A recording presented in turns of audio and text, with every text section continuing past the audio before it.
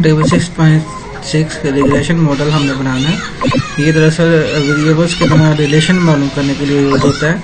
जिन variables की values negative में आएगी वो हमारी अजम्पशन जो है वो रॉन्ग साबित हो जाएंगी।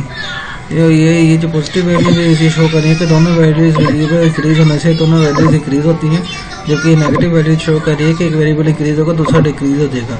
तो ये हमारा जो हाइपोथेसिस है उसमें से कोई एक दो हो सकता है कि हमारे डेटा के बेस पर रॉन्ग हो जाए। तो इसको हम कंप्यूट करने के लिए ये रिग्रेशन मॉडल एनालिसिस करेंगे। ये करने के लिए हम सबसे पहले मेन डेटा वाली फाइल लेंगे, जिसमें मेन डेटा हमने निकाला हुआ है।